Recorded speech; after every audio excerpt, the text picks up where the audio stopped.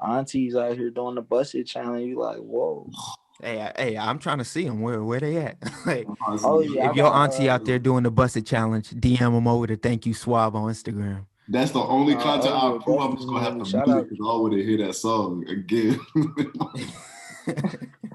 But I'll gladly watch the videos though. Gladly watch it. Oh yeah, I definitely gotta I'll shoot you some of the ones I got of the aunties, man. They Oh, pretty fire, man. Hey, if your That's auntie out there doing the silhouette challenge, go ahead and just send her my number. send them my number. That's the only thing. That's the only thing that got like so unfortunate about like this like when the mask thing happened. Cause like I was just perfecting like my grocery store game, you know. Really just like yo, I'm pulling up on Auntie and Trader Joe's. Like, what's the Oh, vibes? Trader Joe's is the spot. Let's build something organic, you know. shit. Nigga, Home Goods. Home Goods is where it's at too. Home goods. Oh, That's a good that's one. that's a good Hey, one. our girls gonna hear us talking on this podcast. They ain't never gonna let us go grocery shopping again. Now I know your ass gonna cut this shit out. Man, I'll be up at Trader Joe's every week, bro. She goes, all right, what's really going on over there? Right.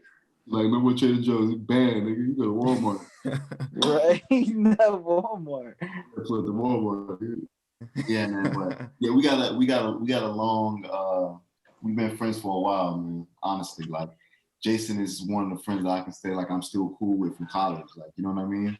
A Yeah. lot of those relationships fizzle out after time because niggas be doing different things, and shit like that. Exactly. You know, I recorded I recorded my drop for him in my apartment at the time, you know. I was gonna ask you about that too, because I was like, when you got on the live, I was like, that voice sounds very familiar.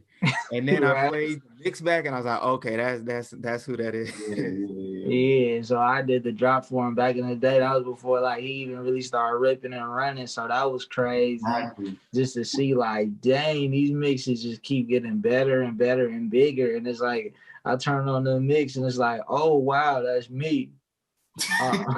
That's you. You know what I mean? You know, I had to run it back about a good 5 times. You know, but now it's been good because Tato been able to watch me the whole time, like with building into who I am right now, like not just as an artist, but as a person, but then also the person that would like always like assure me to like keep doing what I'm doing, especially like when you're from somewhere that's like not as like familiar like to the rest of like the music world, but like me having a vision of what my sound was gonna be and telling me to stick to it, especially like when Atlanta, you could feel that pressure to like switch what you're doing to like fit in with the crowd, as opposed to where like I never wanted to do that. You know, I'm not a rock star, I'm not a trapper, I'm not a hipster, I'm not none of that. You know, I'm just Jason.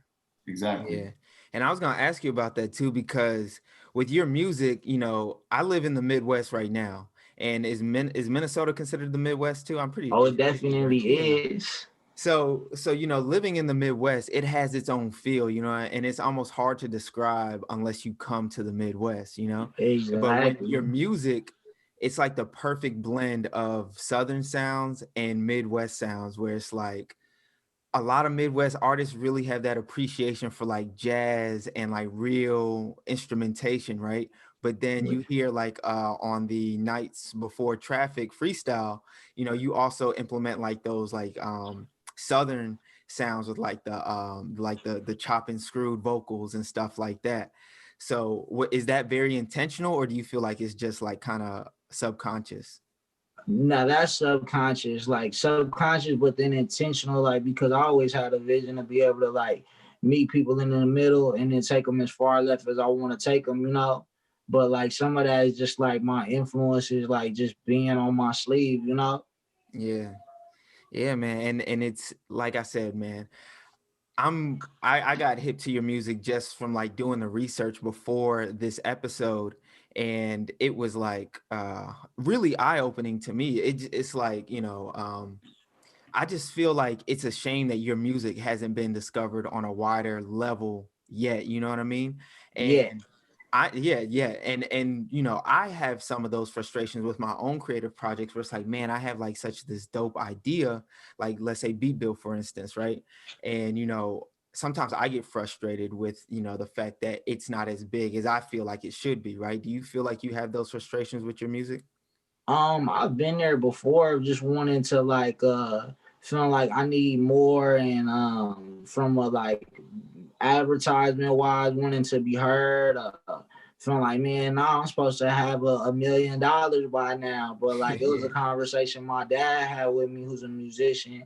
And he was like, well, you know, it's gonna be rocky, but that's okay. He said, because if it's smooth, you can't climb. Oh, that's deep. That's deep. Yeah, like if it's smooth, you can't climb. You can't climb a smooth mountain. That's like marble, you know. Yeah. Hey, so I know that it's gonna come like over time. Like I like that it's actually been a slow build, because like I know what I've done like to get to each little space. Like it's not like, you know, a situation where a label or a big manager just inserts you into something, as opposed to like, no, this has been a build up. Like so each person like are starting to listen to me more and like adapt to my sound. It's more so like it's coming to me while I've been going for it the whole time. So I know that it's gonna come. Like that's why I'm not so stressed about traffic. Like I had to learn to be in a moment, like in the now. Like, nah, this is like beat build is like super important. I'm treating this like it's an official interview, because it is, you know. One thing, it definitely is, you know. But I learned that thing of like building up laterally instead of vertically. Like people be so pressed to get to like that person that's gonna change their life, but then say you end up getting in a room with Puffy and all he's gonna do is call people that he's known for 20 years. Yeah. Oh, that's my dog. I don't know if y'all I'll say this, like, you know, ever since I've known Jason, I've always known him to be a hard worker. You know what I mean? Like his work ethic is unmatched. You know, I remember times pulling up on him and bro was in the stew, and if he wasn't at the stew, bro, he was making that shit happen at the crib. You know what I mean? So I think that's super inspiring and motivating for me, and not just for me, for other people that are around him in the music scene. And he's come so far. Like I remember there was times where, you know, he was trying to figure out, you know, what should my first project be like? You know what I'm saying? What kind of that one we was gonna call it Welcome to the World. Yeah, like you know what I'm saying? Like what kind of music is supposed to go on that? You know what I mean? He was recording so much, he had so many different flows, but at that time he was still trying to experiment with his sound. He was wearing a lot of different hats. You know what I mean? A lot of the times when you start out on your creative journey, you end up wearing so many hats. You know what I mean? Like artist, he had to worry about it, you know what looked good on him, what was the perfect outfit to wear. You know what I mean? What concept should he go with on this song, or what, you know what I mean? It was just certain things that he had to, you know, really, you know, put his time and energy to. So like, I guess I'm saying all this to lead up to my biggest question, or basically I just want to hear from you, you know, Jason, the fact that you come so far, like what does team mean to you? What does what mean to me? Like team, like having a team, like what is, like how important is that to you? Oh, it's everything. It's very important, like, because the team is like the people that I can trust in, and then the people that like can always tell me like what I'm not doing right according to them, along with what I could do better. Like, cause nobody in my crew is yes man. Like even like yourself, like everybody can tell me, nah, that's sloppy, that don't look right. But like it's been so organic for me to be able to build that up. Like, so when I first graduated from college, my best friend since high school has started his management company. Shout out to Mo Management. Yeah, I remember when I came to your crib for the drop. Yep. Yeah, that's crazy. Yeah, my boy was there. So he had started Mo Management, and I was just like, all right, let's do it. He's like, all right, Jay, we're gonna do it. And so, you know, him building all of his own connections and resources Chicago and get a red carpet welcome from meeting producers, to different events. It worked like that organically because like that's somebody that was like not only remembers the talent shows I was in, but was there. Watch me rap battle everybody in high school, listen to my first demos, and like it's a way that it's actual like real business and not just homeboy business. Like that's somebody that's, yo, I'm gonna introduce you to this person to talk to you about the importance of an LLC and yo, don't go out like Wesley, like pay like your taxes, So from that, then like crazy. So this is all in one summer of this part happening from the building blocks, right? So 2016 when I graduated, me and him got like, okay, we gonna do this. Then I was working a job as a stagehand, right? I was working a job as a stagehand for Crew One, and I was working like as like for Live Nation, like collecting people's tickets, right? That's right, I remember that. And so I was like super on the fence on if I was gonna stay in Atlanta or go back home to Minnesota because it was just feeling like, man, I don't know what's going on. It doesn't feel like I got a real job. Like, I'm about to move out of my swaggy apartment downtown from college because I gotta be in this real world now. Right. At the time, I had a little Pontiac. My Pontiac was ticking, So I'll meet this cat. Shout out also my brother, man, my boy, man, Ruben. Don Legacy is his producer name. We were both working as stagehands, and I'm like, chopping it up, like, yo, I'm trying to do this thing with the music. And he like, yeah, man, I'm on it too. He's like, I'm an intern at Stankonia right now. And he was like, I've been wanting to build with an artist. He was like, send me some music. He was like, if it's like that to me, like, I'll start bringing you through. Word. So I sent like, I'm hungry at the time. I sent like 15 songs. I don't suggest for nobody to send nobody 15 songs. That's a lot, Yeah. But like he hits me like a week later, like, yo, me and my girl been bumping you all day. Oh wow. And so then he's like, oh, come to the studio. My mom drives me to the studio because my car broke down, Yeah. Shout out to Mom Dukes. And I'm still like not sure. Like all of a sudden I walk in Stankonia, I'm like, yo, what? All these Outcast plaques, like this is real, So from there, me and him had started building my sound from there, like where I was they would let me get studio time, like hooking me up with studio time and hooking me up with beats and stuff like that. And I just got to meet a lot of the OGs within there, from Big Boy to Ray Murray, all of those guys that are just like dropped a lot of gems on me, even from Orlando McGee, like those guys. Just like sometimes you'll come in there, I come there and I might sit in on a conversation about music and just to learn how real it is. Then I got cool with the Creative Villains, who are also some of my primary producers as well. And that's a crazy story too, because they just got like I shot like a super random shot in the dark, like when LaMelo Ball like shoot from like half court and he points out the dot, like it was one of those, like they had just got done, like they had got a plaque for like writing on Kanye's Life of Pablo album, Yeah. And so I sent like a DM and like a freestyle, like it was the Mona Lisa 2 freestyle. That's like super old, but a lot of my day one supporters might know that song. But like I shot that over to him and he was like, okay, like I like this, like this is dope, like let's chop it up over coffee. My boy 3D did, and so we had coffee.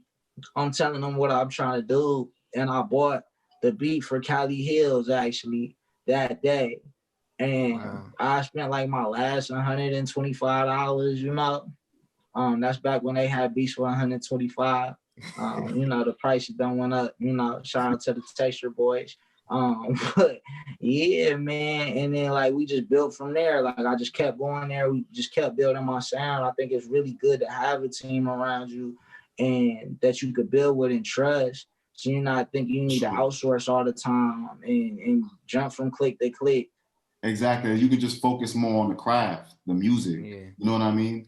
Like the quality Yeah. of the music, the bars, you know what I mean? So that's really Yeah. why I asked, because I mean, I remember there was a time where, you know, trying to put together a mixtape, I mean, you had to wear so many different hats. Now it's like you got tons of content out now, you know what I mean? And I'm sure that, you know, a lot of that, you know, is credited to the team that you got right now, the team that you were able to build. So Oh yeah, it's yeah, definitely been accredited to the team and the crew. Like no, for they sure. helped me build a lot and just show me like the importance of what like building with people is, as opposed to thinking you should try and do everything by yourself. Exactly. Even though like having a team does still mean you do the work, like you're the engine, but like they help you get there. Like the They help crew you is the get there. They wheel. make it happen. You know what I mean? They bring the vision to life. You the visionary. Yeah. You know what I'm saying? These are the people with, you know what I mean, that's on the ground. You know what I mean? Making shit happen. Exactly. So And bringing it, you know, Exactly. and like you saying with the team, bringing it back to like, you know, beat build, you know what I'm saying? Like, you know, even though this is somewhat of my brainchild where, you know, I kind of brought everybody together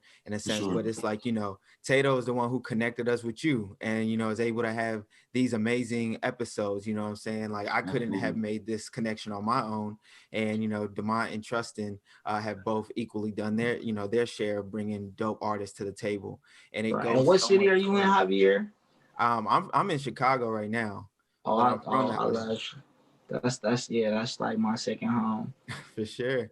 And okay, so I wanted to ask you too, because you did bring up Cali Hills, right? And Cali Hills right now has been on heavy rotation for me just in the past 24 hours, man. And I shared it with like a couple of my friends who we share music back and forth. It's like both of them said like they were like, one of them was like, man, I'm working at a call center right now. This is the inspiration I needed. Because you know you got that one line in there where you talk about, you know, you don't want to work at call centers and stuff like that, because I think from like your mom. Yeah. And then another one of my boys was just like, yo, like, you know, he was like, yo, this is definitely like the inspirational music I needed today. And it's just crazy that it's like your music has this influence without even me having to say anything. I didn't even say, yo, this is Jason from Beat Build, nothing. I just sent them the link and then they just hit me back like, yo, this is hard. This is, you know, what I needed today. And I felt like that was just like, that was crazy to me. Mm-hmm. Nah, that's such a blessing, man. Cause like I told myself if I was gonna do this, I was gonna make sure I was telling my truth, and not putting on like a mask or like a persona, like more so just being a person, being who I am. And I think that's the good thing about Cali Hills is like it cuts all the way through like all of the cool, like you know, that's why it's the last song on the project. Like, you know, we're gonna take off all my cool. I'm gonna tell you exactly where I'm at right now. Like I like that people said that. Like I've been, because I say I've been trying to find my calling. I work in no call center, and Yeah. that's real. Cause like I remember that, you know, when hourly jobs and like all of that stuff. We're trying to do this music. Like it's crazy, you know. It's crazy, bro. Talk And I about think my favorite line from that is actually for me is like when the only heat in here is till they cutting off the gas, and the only heat in here is when it's coming out of me. Shit get crazy when you try and chase a dream. And I was just like, cause I remember exactly where I was at that time, like making all that whole life versus living project. I remember exactly where I was and what I was going through. And I just said like, all right, we're gonna leave it all on the table, you know? Yeah. for sure. You know, one of my favorite tracks on there is Clear. Yeah. Clear is my shit.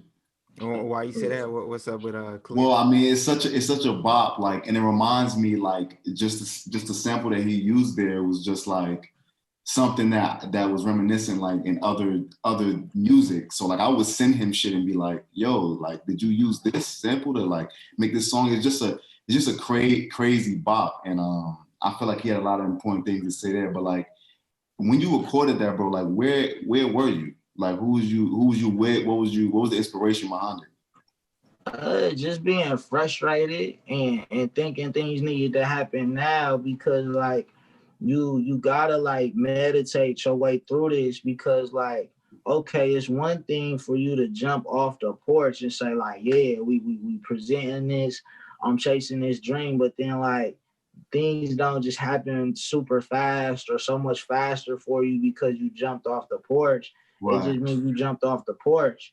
But once you jumped off the porch to say you like are chasing your dream now and you going for it, that means you have to stay down. Like, and so that's where I made clear just from that like space of like thinking, man, things are going so fast. Like I'm blowing through my paper like all the time, trying to like get beats, get production, meet people, travel here, and that importance of having a clear mind in the midst of like so much going on with trying to make music, day-to-day life, because life doesn't stop, but then also just like being in a situation where sometimes we could overly pay attention to the culture. And for me, like I had to learn very quick, like the most important thing is knowing my why as opposed to knowing the culture, because that's such like a moving target, you know? Yeah, man. There's so much that you're saying. It's like when you're speaking, it's almost like confirmation, like, because you know the same thoughts that you have are the same thoughts that I have, where it's just like confirmation, like, you know what I mean, like there's other people who feel the same way and are on the same journey, you know what I mean. Your journey may put you on music, you know, mine takes me to another place, but it's like we have the same mindset when we're chasing whatever our dream is, and that's powerful to me.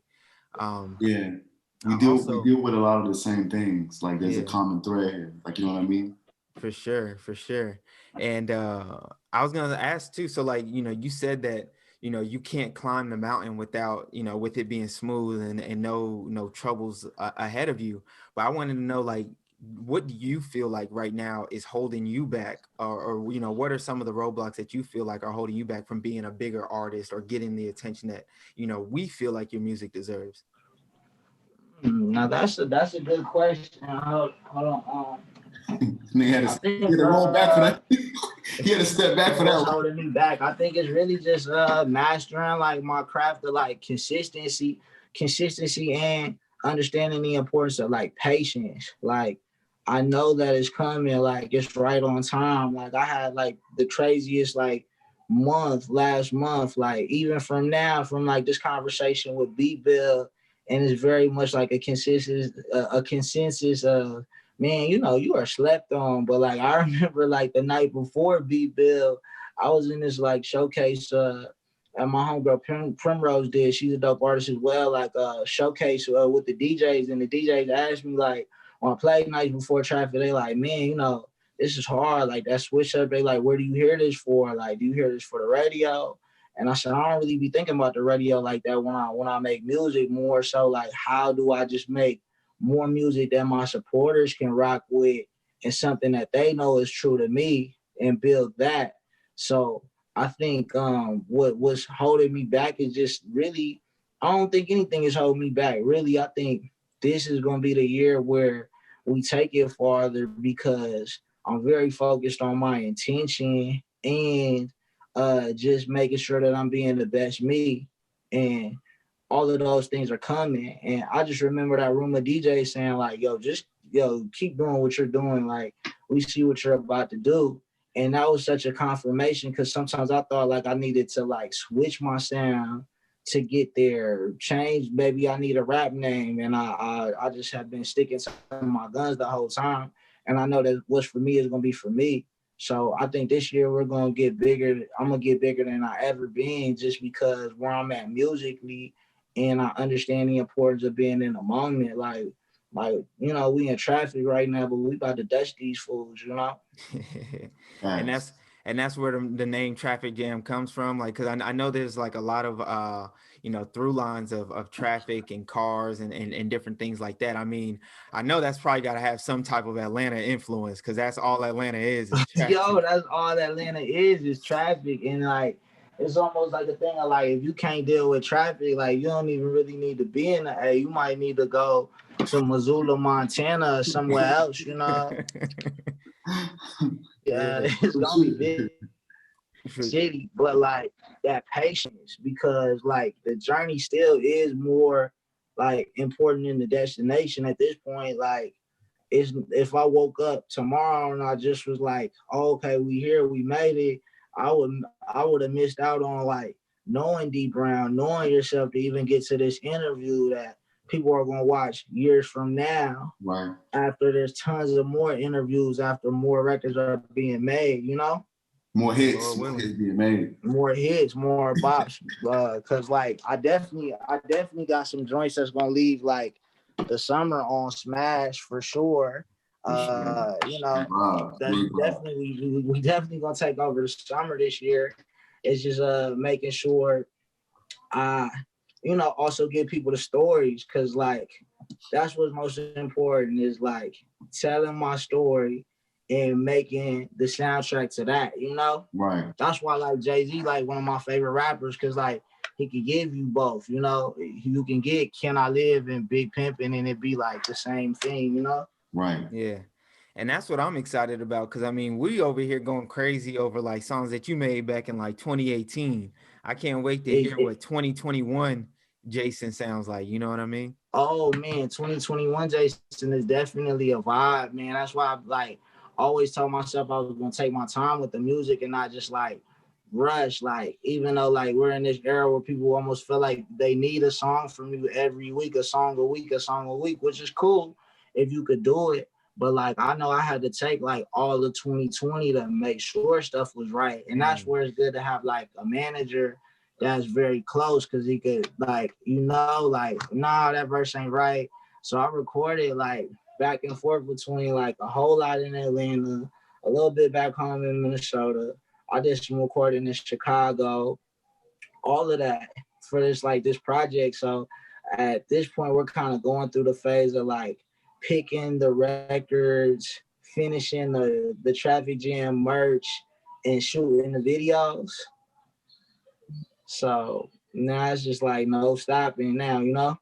Can we get an estimated date on like when we're expecting to see some drops?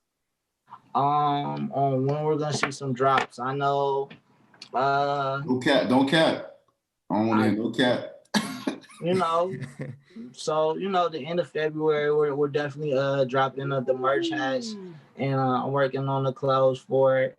Then I am shooting a video for this next single I got, featuring my bro and dope artist as well, my bro Zip K. So we got one in the stash that's pretty fire. And then, you know, I got another video dropping too for another single I got called Free, and that's really dope. So, you know, some estimated drops. You know, I'm not gonna tell y'all when the album's dropping, because you know, that's kind of like an ever changing thing. Sometimes we getting real into the quality control of it all. For sure. And I was gonna ask you, because you know, like, let's bring it back to, you know, this platform, beatbuild.way. Like, you know, how do you feel now that it's over? You know what I mean? Like, I know we were trying to really get you on season 1, and you know, it didn't work out. But now that we got you on season 2, the opener and everything like that, how does it feel, you know, stepping away from this experience? And what were your expectations even coming into it? Well, my expectations, I was like just expecting to hear like, of course, like a new version of my song, but like I didn't know that like the new versions were gonna sound so fire. And it's definitely an honor to be a part of season 1, you know, because it's like, dang, okay, we starting it off, and like, okay, this is what somebody else has to top. Can I get the charger? It's gonna be hard. It's gonna be tough. So it's like, this is what somebody got to top for the episode 2 of season 1. So it's like that's crazy to me, but just super empowering, because it's like, all right, like I'm the season opener. Like, look at me, you know, just Jay Steele from Plymouth. Now we the season opener on Beat Bill. Like we on the come up for sure. So I'm excited about that, but like I going in, I just didn't know what to expect, because I was like, is it gonna be me having to act like I like something that I don't like, you know? Because like that's the worst thing. I mean, sometimes like when you're in those rooms with like a producer or like in a studio session, and like somebody just playing you beats and stuff, and you're just like, yeah, bro, you know, and you got to hit somebody with the we gonna build. We gonna build. you know, support. You gotta hit the support black businesses, you know. But like this was like a real organic thing of like, okay, these were two fire productions, like firely produced beats, and that I get like these two versions that sound like this is just even crazier, you know? Yeah. And so So, like, you know, like you said, sometimes it's like you link up with a producer or producers and you're not really feeling their vibe or whatever. But you know, putting your song that's already been released, your own vision, you know, you've already seen how you wanted this song to play out and you put it out the way you wanted it to be. But now you put it into, you know, now you put it into two new producers' hands for them to take their alternate take on it. And, you know, I feel like that takes a lot of courage from an artist to even come on this platform to put, you know, their little creative baby in the hands of somebody else. And for them to, you know, to change it around and different things like that. I really wanted to know, like, do you feel like we played a great match for you? Because, you know, now this season, we're really trying to think carefully about who we match with the artist. And you can be straight up with us. Tell us, like, you know, did we match you with some producers that you think that you will possibly collaborate in the future? Or do you feel like, you know, man, I'm definitely trying to collab with those guys in the future just because, like, for them to be able to do that in 24 hours is, like, crazy. Where it's like, well, what would I be able to do in, like, multiple link ups and back and forth emails with those guys? So y'all definitely matched me up with very seasoned and good producers. I could tell they didn't just start making beats yesterday, so that was really fire. Like it really feels like I got two new songs, even though it's the same song. It just was like the way that they all put their own approach. Like I could tell that it was like them in their rooms doing it themselves. Like I could tell, like, okay, this is a real competition. Like you two want to beat each other. Shout out to Big Trust and Demo Man for doing their thing. Yeah, man. And like you said, like you are actually put in the middle of a real beef, you know, like Trustin and Demont, they've been going head to head since season 1, you know, several episodes of like, oh, this person beating that person, this, you know, just going back and forth. And, you know, I'm going to address the elephant in the room right now, because I know people are listening to this after the decision has been made. Trustin has won. And it's because of you two, you know what I'm saying? Demont won the popular vote, but y'all decided that Trustin was the better version. So I feel like, you know, it was a tough one. It was a tough decision because like Demont really snapped with that sample, but it was just the way, for me, the way Trustin did that switch up, because like I never heard myself over something that sounded like a drill beat. And I was like, oh, like, let's take this to London. Like, this is crazy. Wow. So, you know, so that gave me a vibe I never had before. And, you know, I've been trying to go to London, you know. Shout out to the UK baddies, even though, like, they don't know me yet, you know what I'm saying? But, you know, when I don't make music, you know, I enjoy walks in the park and, you know, those types of things. So, you know, shout out to y'all, you know. That's what's up. I hear you. Yeah, so okay, so like really y'all got to inform me, because I feel like, for one, you know what I mean, I have to be unbiased because I'm the host, right? But you know, you guys both chose Trustin, and I feel like it's the Electoral College that stole the vote from, you know what I'm saying, from the popular vote. I got to be a man of the people at this point, you know what I'm saying? So like, really tell me, like, yeah, I'm talking about y'all stole the election. So like really, like, you know, tell me what went into like really choosing Trustin's beat. Like, I know you said that you love the drill aspect, but what did you love about it, Tato?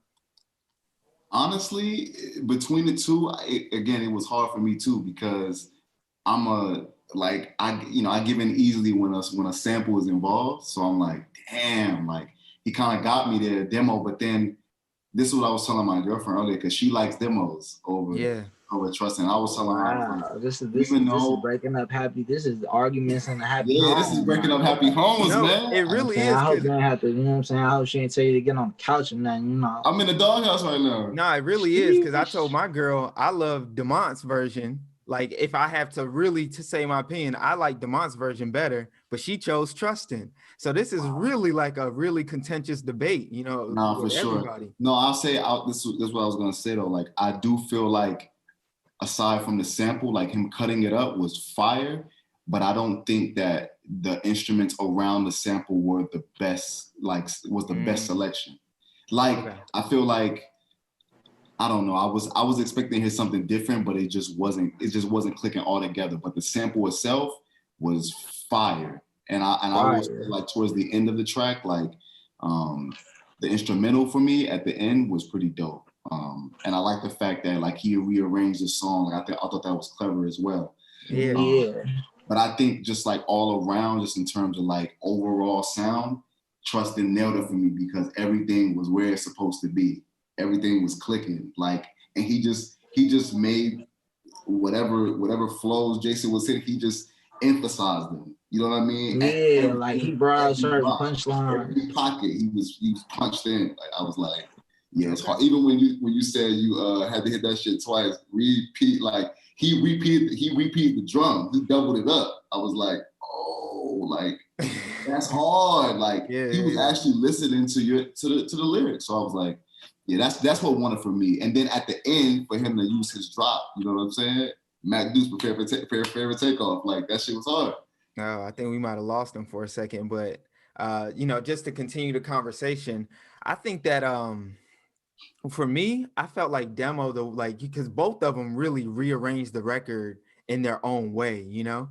But I felt like I like the way that Demo rearranged the record better to put Jason's like, you know, talking point in the beginning, and then like that chanting type of part in the beginning as well. Like, my city come first, my bitches come last. Like that was like just set the vibe off. Yeah, no, for sure. And again, like I think once I listened, because I was going with Demo. I was going with Demo at first. Yeah. And then I heard it in the headphones and I was like underwhelmed because I was like, I just was expecting that shit to just slap a little bit harder. Maybe it was the drums. But I think it was some other stuff that was like just creating too much noise because I wanted to be able to hear the sample, but then still have the bass, like everything just separate. But it all felt like it was like too noisy at certain points. And I was like, damn, like it just wasn't hitting the same. But I definitely like those elements. Like, I think that's what got me on the live. Like when we actually did it live, I was like, man, that song right there is hitting all the way through. I thought I was fucking with Big Trust, but Demo got the edge just off the sample alone. Yeah, so the sample it was tough for sure. Yeah, for sure. And then also for me, I don't know if it's like on the live, I don't know, maybe I come across biased or sometimes because it's like, because for one, Trustin, he played it through his speakers, right? So I can't, as a host, I can't hear all the elements of the beat, you know what I mean? So it's like, I can like try to bop, but I feel like I'm kind of off with it, you know what I mean? But when I'm playing the actual instrumental, you know, or the song, I'm playing Demont's version, and I can hear everything, I can feel the vibe and really, you know, vibe out to it. So then it's like, you know, I don't want people on playback be like, oh, like you see how he was rocking with this one, but he right.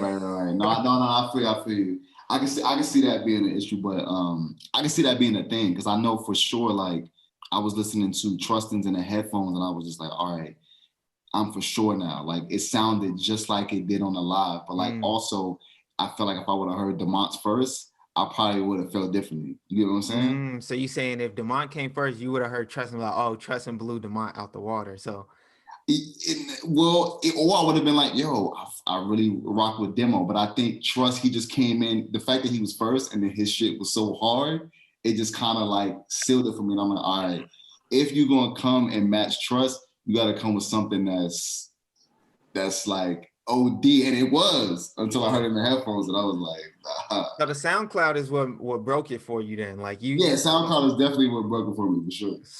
I definitely was both bumping back and forth, like trying to figure it out. I had to do like the car test too, you know.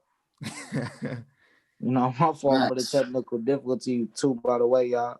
Nah, you good. I'm giving from here on out. I'm giving everything the car test because that's the one that seals the deal for me. SoundCloud even cool, but it's like it's still through the headphones. If it whip, that's it. It's a hit. And I definitely had to learn that. No matter one, if I played it in the whip. Exactly. And I had to learn that with like listening to beats, like, cause sometimes you might link up with a producer in the studio, like everything kind of sounds good on studio Oh speakers, you know what yeah. I'm saying? The flare, everything, like, man, this is hard. Like, yeah, I think I'm gonna get this beat. And then you get the CD and you go in the car and you like, what is this? Yeah. Like, And I'm yo, not this gonna is lie, I'm going back to when we was backstage last time, and I was telling them dudes like, yo, there hasn't been any song, from season one that that has crazy replay value for me personally. And ever since then, them dudes was like, yo, like, fuck me with that wave. This is a battle of win over Tato at this point. Like, I want him to be able to play my shit. So like, for them to yo, come out so hard, I almost was like, damn, is this really them? Like they went this crazy. Like I was Yeah. it was an out of body experience because it was one of them things where I was like, damn, like I know y'all been busy, in school, doing a number of things, life things, but like for y'all to be able to like take 24 hours and then produce like this, Yeah. yeah, y'all boys got a gift for And sure. like you said, even with like Demont's version of it, right, where you said like, oh, maybe the instruments weren't the right choice, right? If he had maybe have gotten 48 hours or a week to sit with the beat, and then or even feedback from Jason or somebody else, what I'm saying, to say, oh no, maybe you should switch the instruments. Imagine how much harder that song Oh, could for be. sure. And that's For like sure. the crazy part about Beat Build is like this is only 24 hours. So imagine if you really sat down and built and fleshed these ideas out. I'm sure that one right there would have been crazy if Demond had a little more time. And again, just even thinking about it in that way, I'm like, damn, that's the kind of approach I maybe should go with for the rest of the season, because I got to give them credit. Okay, yeah, you did produce this in 24 hours, but I also got to think about, okay, what if you had more time? What would that sound like then? Maybe my opinion would change. You know what I'm saying? Yeah, but also, I mean, you can't cut them too much, Grace. You know what I'm saying? Like if they pull up You know what like I'm with the saying? metronome You know what again. I'm saying? You can't turn it into, yeah, now y'all get a week. Like, wait, Right, the right. whole, you know what I'm Exactly. Like saying? this competition is a game of, who can produce in 24 hours. So like, that's what I got to go with. That's how I got to look at it. But that makes you wonder though, like, damn, okay, if the shit was that cold, and he say he did choose the right elements, man, imagine if you had a week, that shit would have been out of here. So And I again, like that it all plays on that thing. I like how they say, well, you and the person you trying to be, y'all both got the same 24 hours. It's just, what did you do? And I'm just like, Right. as the world is opening back up, like, people are going to be looking at each other like, yo, we had the same quarantine. yeah. We was both locked in the crib. It was just, what Both. did you Yeah. do? Did you What go did you stir do? crazy or did you get in your bag? Exactly. So, when again, if we go back to like, the songs, right? And don't feel like you have to say a politically correct answer because you're on our platform.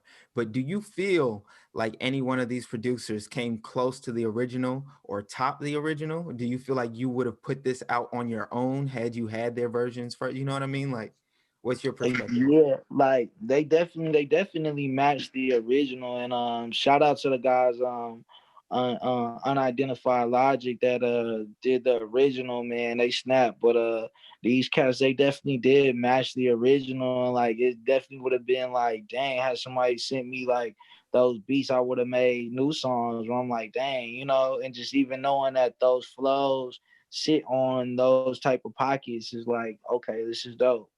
Yeah, and that's one thing that I like about this platform too, is even giving an artist the chance to like, hear themselves on a beat that they probably wouldn't have even chose. Like you said, like trust him kind of put you on a drill beat, and now you hear yourself and like, oh, like now I can actually see myself on those type of songs, and that unlocks a whole different pocket for yourself, a whole new, realm of creativity. Exactly. And that's important to me. Is like I think music is like all conversation. So it's like how many conversations can you have? And that comes from like being open minded with like what you listen to, but then also just like from going outside and like living your life, Yeah. So getting back to like, because I know you missed this part of it, you were kind of out of the room for a second, but you know, when we talk about how both producers arranged the songs, right? I was saying that, you know, even though both of them chopped it up and changed it from how it was originally, I really love the way that Demo arranged the beat, where he put, you know, your vocal part in the beginning and like put that chant in the beginning as well, where, you know, he's talking about where you say like, my city come first, my bitches come last. Like that just kind of sets the tone where it's like, you know, you can see somebody like really turning up when that part come on. For sure. Yeah, now he definitely snapped with that, and I like that because I was like really making it your own, of like reconstructing it and setting it up and making it a new song, like which made it eventful for me to hear. Like, oh, whoa, the end is the first part now. Like, Yeah. that was crazy to me. Like that he could even hear like that, you know. Yeah. Exactly, man. So again, I mean, we're fortunate to have you on the show. We're fortunate to have you backstage, man. Like I'm really like in awe of your talent as well as Thank these you. guys, you know what I mean? It's like I can't say it enough. I just feel, you know, ashamed that I haven't heard your music earlier. Thank you, and it's coming, man. We definitely on the come up, and you know, underdogs go from big dog, underdogs turn into big dogs every day, and that's what we're gonna do this year, you know. For sure. So, you know, Um, 2021, you know, it's KG year, so you know, we definitely gonna turn into the wolves on these fools. so Yeah, I got, I'm I'm gonna talking put you that on. talk right now, you know. Man, y'all asked me like some super official questions. Like I was telling Darrell yesterday, like I appreciate it, like that, like you even like went down the rabbit hole of listening to my joints, cause like sometimes you can get in an interview and like you like dang, like you realizing like the questions get so general, you like, oh you didn't, damn, you haven't listened to my songs like At all. Yeah. at all, and now like it's about to be like, damn, bro, you about to ask me my favorite color. You know what I'm saying? Like, got nothing to do with the music. Like, No matter what, I try not to have conversation with that. You know, even if I don't do the history, I try to still connect, you know what I mean? But like, but I know there have been times where I beat myself up where like we've had artists on the show in the past where I didn't do my history on them and I go back and find out how dope they were as an artist. And it's like, oh damn, like if I had known, then you know, the conversation would have went way differently, even though it may have Yeah. still been a good conversation, you know? right. Yeah, and with your music, I mean, it's so much to it that like I like that you can latch on to, or you know, like you're actually saying something, and it's not just like, you know, what's the next rhyme scheme or whatever. You know, just to think how far, like in some sense, like two projects is taking me, like, and I almost kind of like take Live Before Traffic Jam as like more of a prelude project, but just like how far those like projects have taken me to where I'm like, man, this is crazy. Like to where like when you hear like this next thing I've been working on, it's over. Oh, and that was another thing I wanted to ask you too about Live Before Traffic Jam. Was that like an actual like live performance, or was it just like live in the studio? Because it's like the sound quality is so high, but at the same time, it still sounds like it's live. Like I don't know, how did y'all pull that off? So some of that stuff was in recording studios, and then the second half of it was all done like where I shot the live taping, and then the performances from the live taping are what we put on the album with Cali Hills and Lohi. And that was just something that I put together with the villains, where you know, my boy Black is a really dope pianist and producer, so he knew who I should get for the band and was able to help me with arranging that. Did that come at like a fee to you? Because I feel like young artists, Did or he? did you just leverage your, you know, your connections? Because I feel like young artists getting a live band is way harder than it sounds. You know what I mean? Yeah. Like, Way harder than it sounds, yeah, because like in every sense you have to respect the musicians enough, and respecting the musicians means you pay them, like take care of like the take care of them, you know.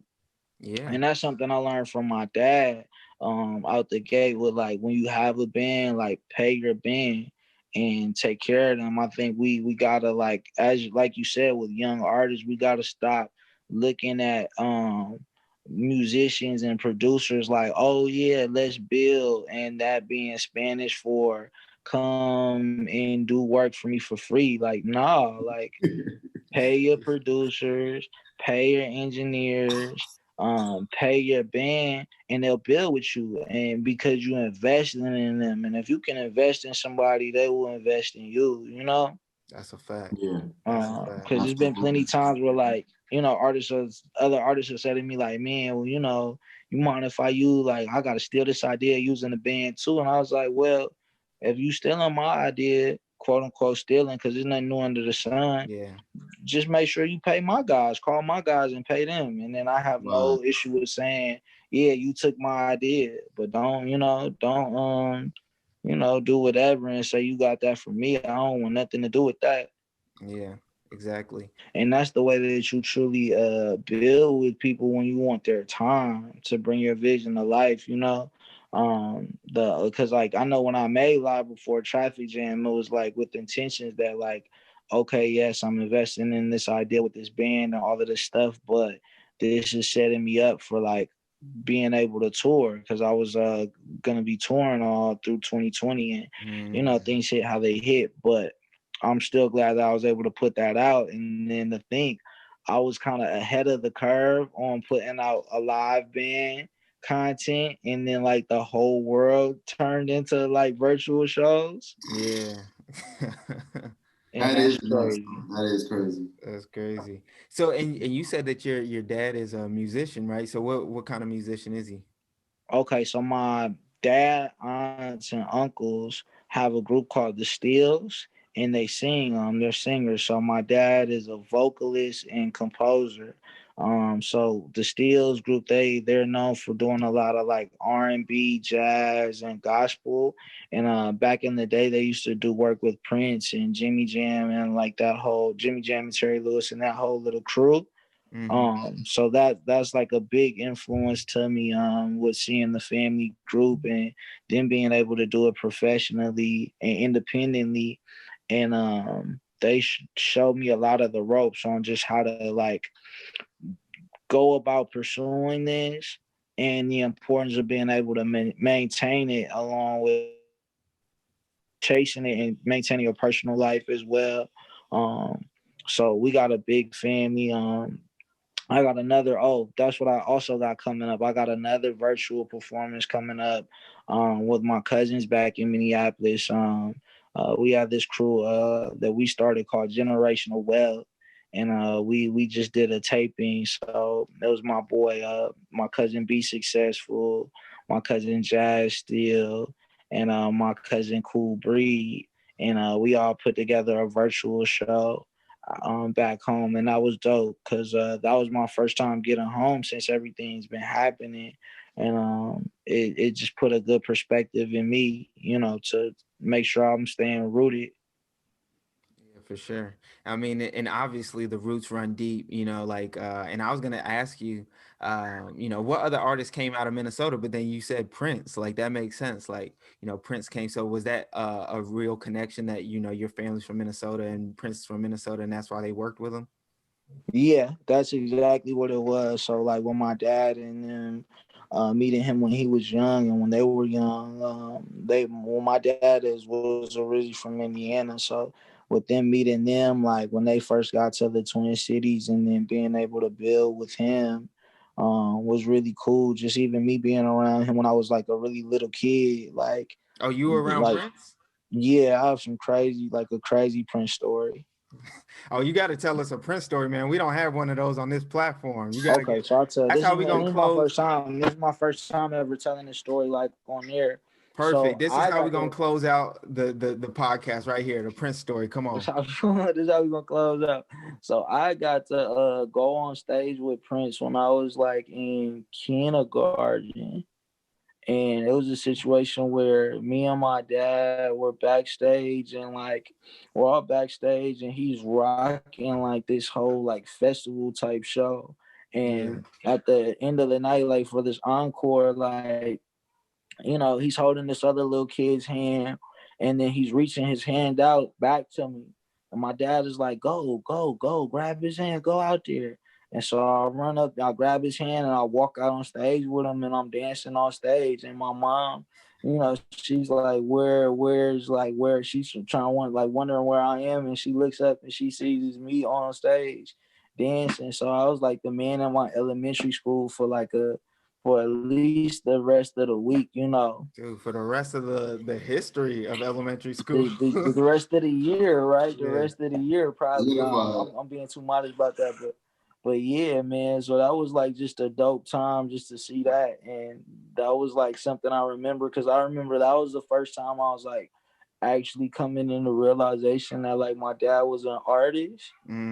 Cause like, we're going to the thing, and then like I'm watching him go ahead of the line, ahead of the line, ahead of the line. And it's just like, oh, okay, like this is how this works. Yeah. So then when you reached out to Prince's hand, did it like you grabbed his hand, like you touched his hand? Yeah. Did you guys float off the ground at that point? Or like, you know what I'm saying? Or did you feel like a surge of electricity through your palm? Like, yeah, like how did it feel? No homo.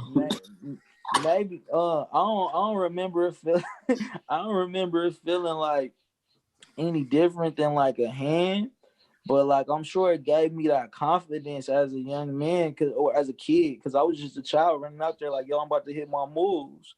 So I think that's probably where the electricity came, and that's probably been in me this whole time, So rest in peace to the big homie. Word. Yeah, man. It's like some of his energy rubbed off, like on Space Jam with the basketball, and now you've been running with that Monstars energy your whole life. My whole life, So when it's all said and done, I definitely got that TC energy in me. You met Prince, bro. You never going to fail, bro. I met Prince. I'm never going to fail. You're destined for greatness. That's a bar right there for sure. Salute to the God, and a salute to Jason Steele, one of the other guys. You know what I'm saying? Big guy.